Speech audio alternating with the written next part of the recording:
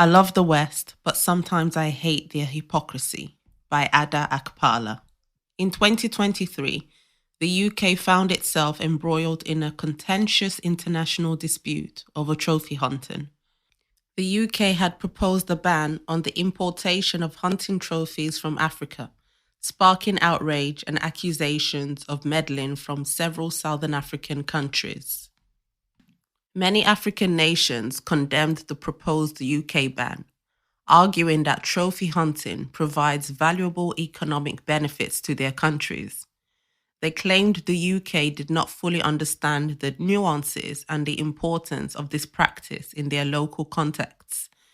The African countries accused the UK of overstepping its bounds and imposing its own values on foreign nations.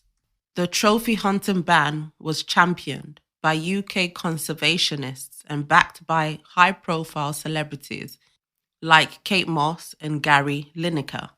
The proponents argued that trophy hunting was cruel, wasteful, and threatened endangered species. However, the African nations saw the UK's actions as a form of racism, further damaging the UK's relations with the continent. While the concerns of the UK's anti-trophy hunting advocates are understandable, numerous conservationists and community leaders from across Africa, including Namibia, Botswana, Zambia, and Angola, warned that the proposed ban would have unintended negative consequences.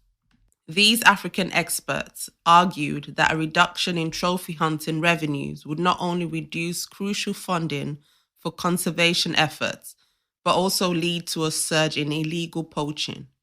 With less money available, there would be fewer resources to employ game guards and protect wildlife. Proponents of trophy hunting further contended that it serves an intended purpose in controlling dangerous and deadly wild animal populations. For instance, in Botswana, 57% of people believe there are too many wild animals, and nearly 1 in 5 have had a family member or friend injured or killed by a wild animal. The African voices on this issue should carry significant weight, as they are the ones most directly impacted by the policies. Their warnings suggested the UK ban, while well-intentioned, risked doing more harm than good to conservation and community welfare. More recently, another incident highlighted the hypocrisy that the West sometimes engages in when dealing with nations from the global South. Guyanese President Irfan Ali recently had a heated exchange with BBC reporter Stephen Shakur regarding the country's plans for its newly discovered oil reserves and its commitment to climate change mitigation. When Stephen Shakur expressed concerns about their prospective emissions from Guyana's future oil extractions, Ali was correct to call out the hypocrisy of the global North, lecturing Guyana on climate change, given their own problematic environmental practices. Even debates about whether Rwanda is a safe destination for migrants are indicative of the persistent biases and double standards applied to African nations. It's interesting that many of those same voices are quick to decry the UK as an unsafe, oppressive, and racist cesspit that poses serious psychological and emotional risks for ethnic minorities. Yet, this apparent condemnation of the UK's treatment of its own minority populations does not stop these critics from advocating for increased migration and asylum acceptance into the country.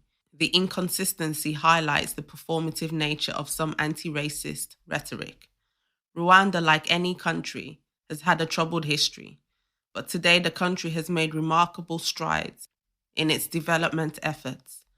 Rwanda's GDP grew by 8% in 2023, and poverty rates continue to decline. The government has invested heavily in infrastructure, technology, healthcare, and education to foster economic growth and improve quality of life. Given these tangible improvements, it is puzzling that many remain skeptical about Rwanda's ability or willingness to extend the same opportunities and protections to incoming migrants. This skepticism reflects deep-seated misconceptions about African nations that persist despite evidence of their progress. In reality, migration can bring substantial benefits to a nation, as seen in countries like the UK and the US.